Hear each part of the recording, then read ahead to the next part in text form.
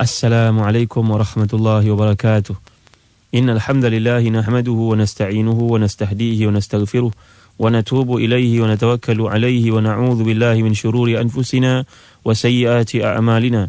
Man yahdihillahu fala mudilla lahu wa may yudlil fala hadiya lahu. Ashhadu an la ilaha illallah la syarika lahu. Lahul mulku wa lahul hamdu yuhyi wa yumiitu wa huwa ala kulli syai'in qadir. Wa la hawla wa la quwwata illa billahil aliyyil azim. Allahumma la sahla illa ma ja'altahu sahla wa anta taj'alu as-sa'ba wal hazana idza syi'ta rabbi sahla. Allahumma innaka 'afuwun tuhibbul 'afwa fa'fu 'anna wa 'an walidina wa 'an masyayikhina wa 'an asatizatina wa 'an jami'il mu'minina wal mu'minat al muslimina wal muslimat al ahya'i minhum wal amwat innaka samii'un qaribun mujibud da'awat wa ya qadiyal hajat. Allahumma ihdina li ahsanil a'mali wa ahsanil aqwal فإنه لا يهدينا إليهما سواك وقنا اللهم سيء الأعمال وسيء النوايا فإنه لا يقينا منهما سواك. رب اشرح لي صدري ويسر لي أمري واحلل عقدة من لساني يفقهوا قولي. سبحانك لا علم لنا إلا ما علمتنا إنك أنت العليم الحكيم ولا حول ولا قوة إلا بالله العلي العظيم. اللهم صل وسلم وبارك على سيدنا محمد وعلى آل سيدنا محمد كما صليت وسلمت وباركت على سيدنا إبراهيم وعلى آل سيدنا إبراهيم في العالمين إنك حميد مجيد. أما بعد. Saudara penerbit Ustaz Mahdi Syarudin, sedang pendengar yang dirahmati dan dikasihi Allah sekalian, kita sedang bincangkan ayat yang ke-7 dan ke-8 dari surah Al-Kahfi, iaitulah firman Allah Subhanahu wa taala, a'udzu billahi minasyaitonir rajim, inna ja'alna ma 'alal ardi zinatan laha linabluwahum ayyuhum ahsanu 'amala wa inna laja'iluna ma 'alaiha sa'idan juruza. Maksudnya, sesungguhnya kami telah menjadikan apa yang ada di atas muka bumi sebagai perhiasan baginya, agar kami menguji mereka siapakah di antara mereka yang terbaik perbuatannya. Dan sesungguhnya kami benar-benar akan menjadikan pula apa yang ada di atas tanah itu rata lagi tandus. Ayat ini telah kita lihat bagaimana dijelaskan oleh Muhammadul Amin Asy-Syanqiti penjelasannya, yang mana Allah Subhanahu wa taala menggambarkan bahawa kehidupan dunia ini dia satu hari dalam keadaan subur, tetapi pada keesokan harinya Allah Subhanahu wa taala mampu menukarkan keadaan yang subur, yang segar, yang tenang itu menjadi satu keadaan yang tandus.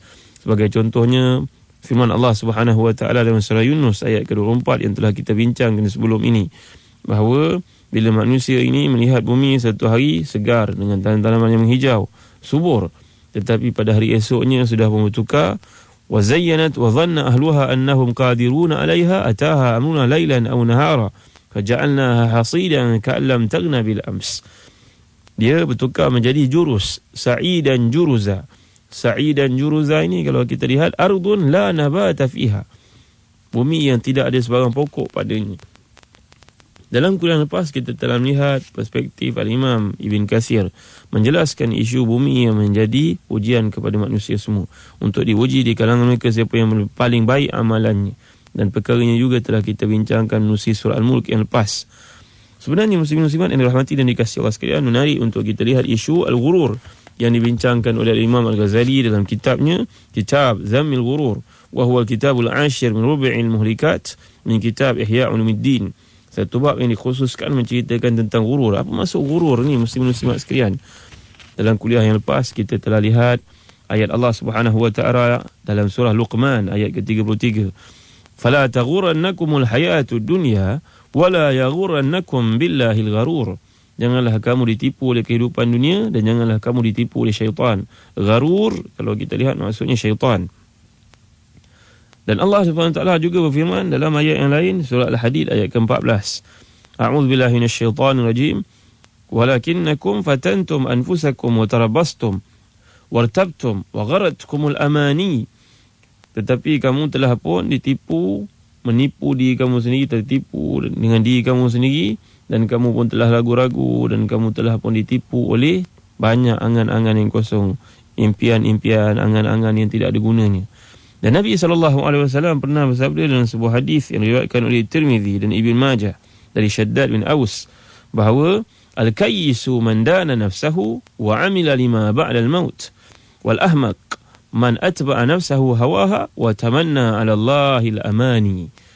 dua manusia. Yang pertama manusia yang cerdik, yang bijak, yang sentiasa memuhasabah dirinya dan memenuhkan akaun akhiratnya, melakukan amalan-amalan ketaatan untuk persediaan hari selepas kematian.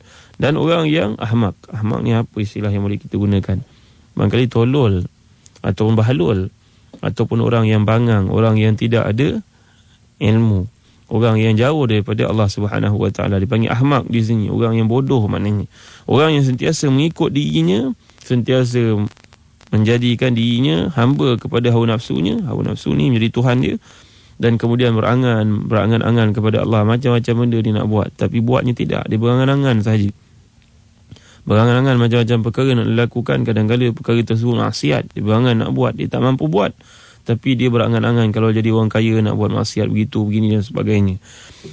Al-ghurur ini iaitu penipuan yang berlaku, yang menimpa diri manusia ini, tak terkecuali seorang pun daripada mereka, kata Imam Al-Ghazali. Yang pertama, orang-orang berilmu pun ditimpa sifat ghurur juga.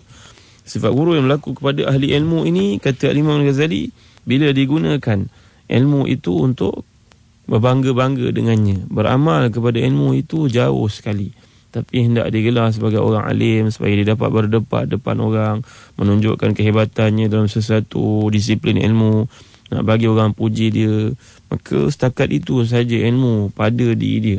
Yang kedua, golongan ubad ataupun golongan orang-orang yang beramal.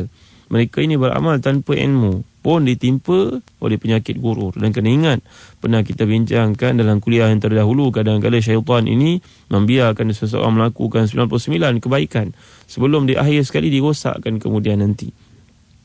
Diminta orang ni untuk pergi masjid, dibiarkan orang ni untuk azan, dibiarkan orang ni untuk membersihkan masjid. Akhir sekali ditimbul dalam diri perasaan ujub, perasaan riak.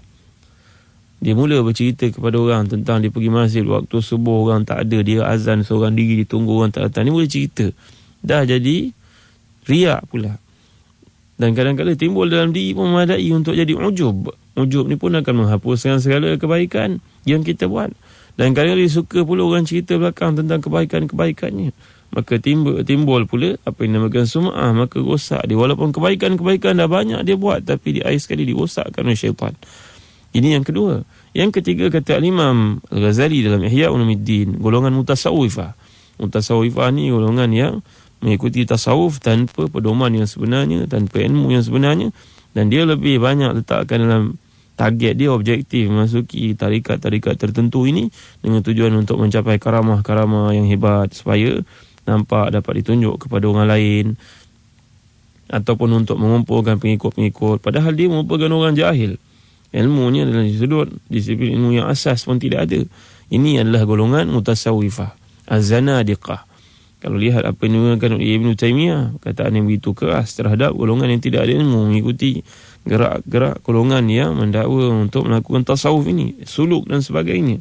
Yang terakhir yang disebut oleh Imam Al-Ghazali dalam bab orang yang ditimpa penyakit ghurur ini, iaitu min arbabil amwal wal muhtar min kulli sinfin firakun kathiratun faminhum man ra'a al-munkar ma'rufan kalladhi yattakhidhu al-masjid wa yuzakhrifuha min al-mal al-haram wa minhum man lam yumayyiz bayna ma yas'a fihi nafsi wa bayna ma yas'a fihi lillahi ta'ala kal-wa'id alladhi gharaduhu al-qabul wal-jah wa minhum man yatruk al-aham wa yashtagil bighayrihi wa minhum man yatruk al-fard wa yashtagil bin-nafilah wa minhum man yatruk al-lubab wa yashtagil bil-qishri kalladhi yakunu hammuhu في الصلاة مقصورا على تصحيح مخارج الحروف إلى غير ذلك من مداخل لا تتضح إلا بتفصيل الفرق وضرب الأمثلة. ولنبدأ أولا بذكر غرور العلماء ولكن بعد بيان ذم الغرور وبيان حقيقته وحده. Kata Imam Al-Ghazali dalam Ihya Ulumuddin menceritakan bab gurur ini, antara orang yang ditimpa penyakit gurur, keempat-empat sinfon ini, keempat-empat kategori ini, antaranya orang yang kaya. Orang yang kaya ini, kata Imam Ghazali, mendapat harta yang banyak, kemudian dia berbangga, dia buat benda-benda yang tidak perlu. Contohnya, dia ambil duit ni daripada sumber yang haram, dia berbangga, kemudian dia buat masjid, kemudian dia hias masjid ni sehebat-hebatnya. Ini kata Imam Al-Ghazali berlaku pada zamannya dahulu, telah berlaku lama sebelum kita. Imam Ghazali hidup pada kurun ke-6 Hijrah, kita pada kurun ke-15 Hijrah. Sudah 900 tahun berlaku perkara sedemikian menurut penelitian pengkajian Imam Ghazali yang merantau ke seluruh dunia umat Islam pada waktu itu untuk mendekati mereka, mencari penyelesaian kepada masalah yang berlaku. Yang seterusnya dikatakan di sini, orang yang ada ilmu. Ada ilmu, menggunakan ilmunya untuk pencapaian jawatan-jawatan yang tertentu supaya dapat pangkat. Kemudian orang dengar kata-katanya, kemudian menunjukkan tentang kehebatannya. Ini menurut apa yang diobserve olehnya pada waktu itu. Dan kemudian ada pula di kalangan orang-orang yang beribadah ni yang meninggalkan perkara yang lebih penting, kemudian melakukan perkara yang tak penting. Meninggalkan perkara yang fardu, sibuk dengan benda-benda yang sunat. Sibuk dengan benda-benda, meninggalkan benda-benda yang dalam, benda-benda yang merupakan perkara-perkara asas, tetapi sibuk dengan perkara-perkara tempel-tempelan. Ini merupakan kesilapan-kesilapan yang berlaku natijah daripada ghurur. Dan ghurur ini sebenarnya muslim-muslimat yang dirahmati dan dikasihi Allah sekalian, sebenarnya perlu diubati, diatasi. Bagaimana nak merawat penyakit ghurur sebenarnya? Antara kaedah yang perlu kita fahami dalam kehidupan ni, yang pertama sekali, menurut apa yang dicadangkan oleh Ibnu Qudamah Al-Maqdisi dalam kitabnya Mukhtasar Minhajul Qasidin, untuk mengatasi penyakit ghurur ni, nombor satu, kita buatlah satu perkara secara sederhana dalam kehidupan. Ini perkara yang pertama untuk penyelesaian, kita melakukan satu perkara dengan bersederhana, al-iqtisad. Kalau lihat dalam sebuah hadis yang diriwayatkan oleh Tabarani, dianggap Hasan Al-Albani, thalathun munjiyat, khasyatullah fi sirri wal alaniyah, wal qasdu fil ghina wal faqru, wal qasdu fil ghina wal faqri, wal adlu fi ridha wal ghadab. Dalam perkara-perkara yang berkaitan dengan ubat penyakit ghurur ini, yang pertama bersederhana, iaitulah dalam sebuah hadis yang diriwayatkan oleh Tabarani, Nabi SAW mengingatkan kita 3 perkara yang dapat menyelamatkan kita. Yang pertama, takut kepada Allah dalam keadaan sembunyi dan dalam keadaan terang-terangan. Yang kedua, al-qasdu fil ghina wal faqri, bersederhana sama ada waktu kita kaya ataupun miskin. Wal adlu fi ridha wal ghadab, kita ini berlaku adil, kita berlaku dalam keadaan waras, sama ada pada waktu kita ridha ataupun ghadab, ataupun ketika kita sedang marah. Jadi ini perkara pertama untuk mengatasi penyakit ghurur, hendaklah kita melakukan satu perkara dengan sederhana.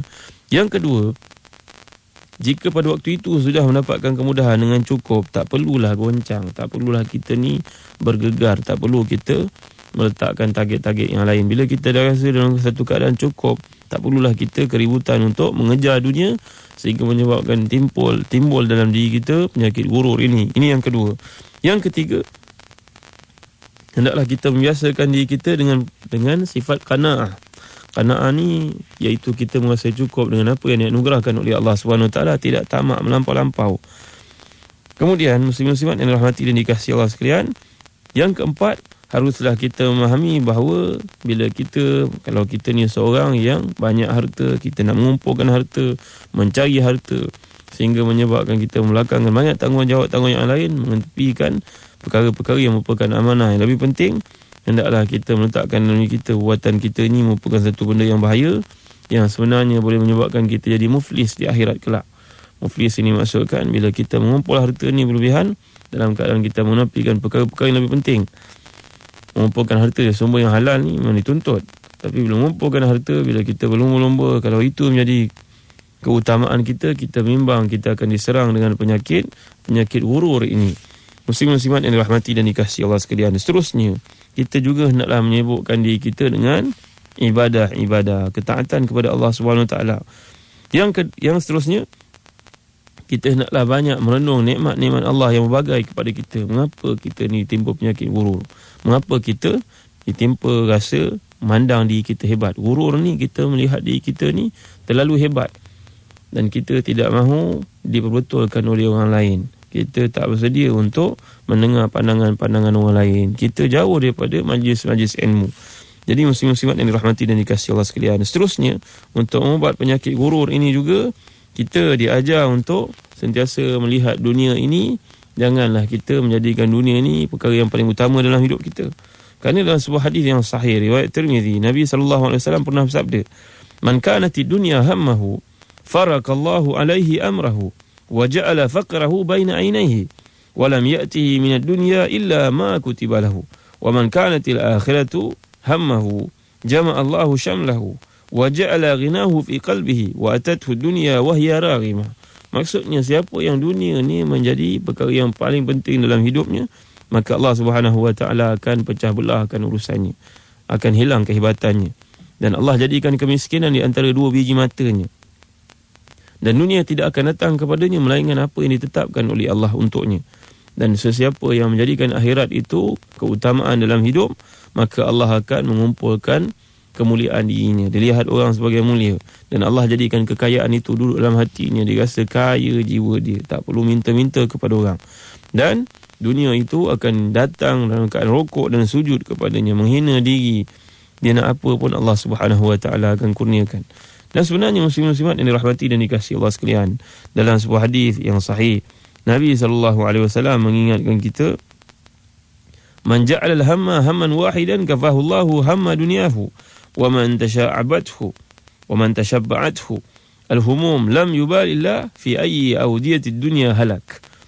Siapa yang menjadikan tujuan dalam kehidupan ni hanya satu, objektifnya Allah Subhanahu wa taala, maka Allah akan mencukupkan kehendak dunianya.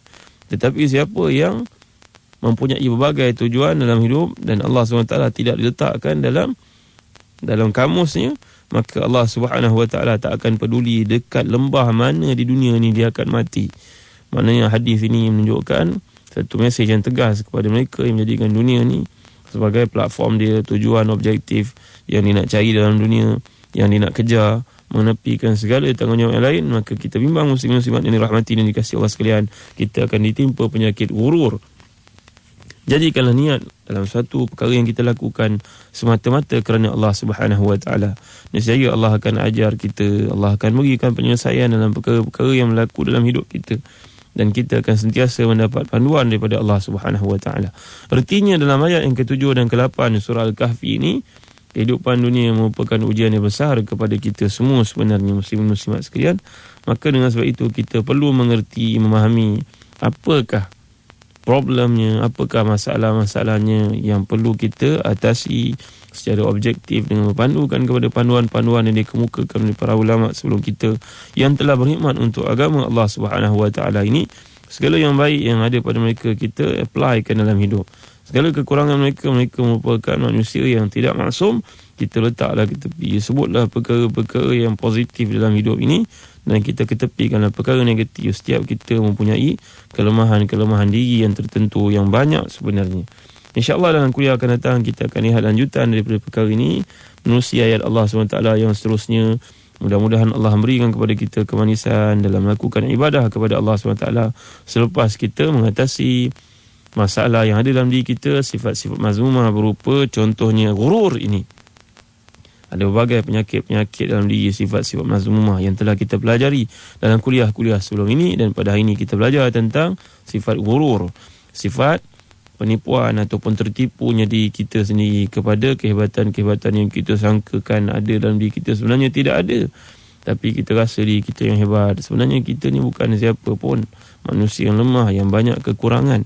Jadi bagaimana nak menghiasi diri kita dengan sifat-sifat mahmudah? Ayo sama-sama kita menggunakan teori yang dikemukakan ini. Mudah-mudahan memberikan kepada kita, mengubah diri kita menjadi seorang manusia yang lebih baik. Wallahu a'lam. Wa sallallahu ala sayyidina Muhammad wa ala alihi wa sahbihi wa baraka wa sallam. Wassalamualaikum.